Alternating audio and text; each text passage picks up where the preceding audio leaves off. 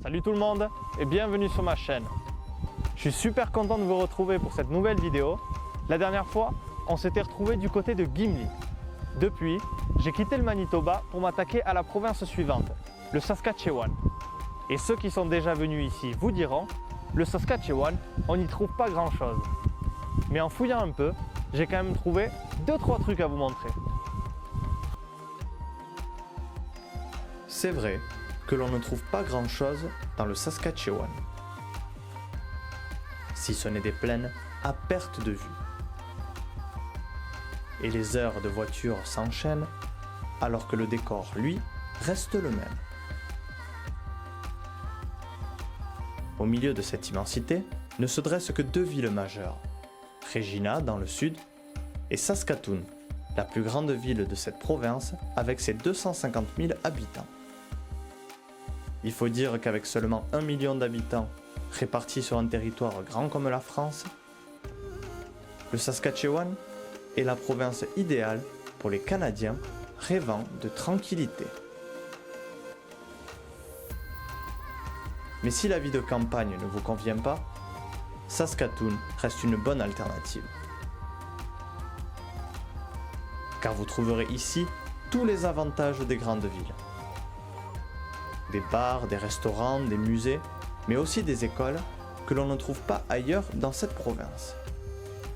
Mais ce qui fait la particularité de Saskatoon, c'est sa population native.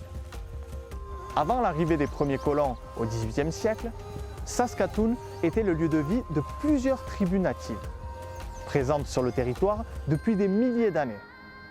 Ce n'est donc pas un hasard si aujourd'hui, Saskatoon possède l'une des populations amérindiennes les plus importantes du pays et qui représente tout de même 20% des habitants de la ville. Et s'il y a bien un lieu à découvrir lors de votre passage à Saskatoon, c'est le Waniuskewi Heritage Park, qui vous en apprendra beaucoup sur l'histoire de Premières Nations.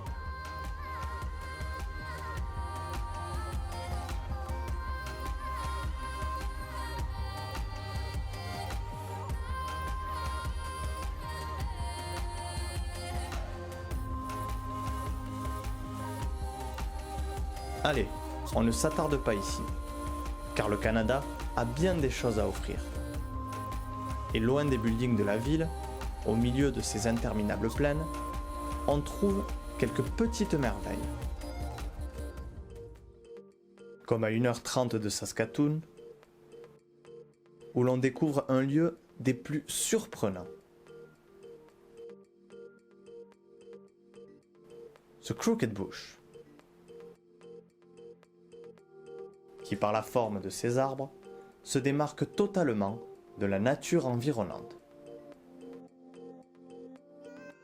Et qui reste encore à ce jour un mystère pour la science. Ce croque-bouche, c'est ce que l'on appelle un mystère botanique. Car jusqu'à présent, la science n'a apporté aucune explication concernant ce phénomène. Et ce manque de réponse laisse place aux théories les plus farfelues. L'une d'entre elles attribue l'existence de ces arbres aux extraterrestres, qui seraient venus dans le Saskatchewan et auraient tout simplement modifié son environnement. D'autres pensent que ce bosquet est tout simplement hanté, et que le maléfice jeté sur ces arbres serait à l'origine de leur forme si particulière. Au final, beaucoup de théories, mais très peu d'explications, et visiblement, ça n'est pas près de changer.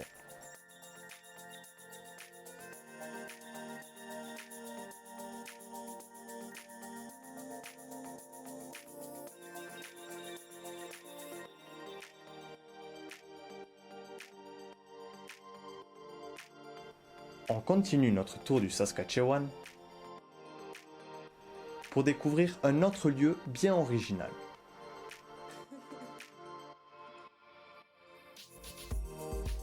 Cochin, qui possède le seul phare à bateau de toute la province du Saskatchewan. Un fait assez étonnant, puisque cette province canadienne n'a aucun lien direct avec la mer.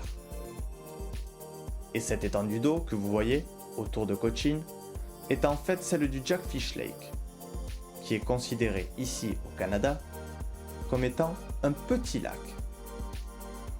Et depuis sa construction en 1988, beaucoup se demandent pourquoi a-t-on construit un phare ici? La raison est en fait très simple. Suite à un voyage près des côtes canadiennes, l'ancien maire de Cochin décida d'offrir à sa ville son propre phare, dont la mission ne serait pas de guider les bateaux, mais plutôt d'attirer les voyageurs. Et il faut croire que c'est plutôt réussi, car depuis sa mise en place, l'unique phare du Saskatchewan attire de nombreux touristes.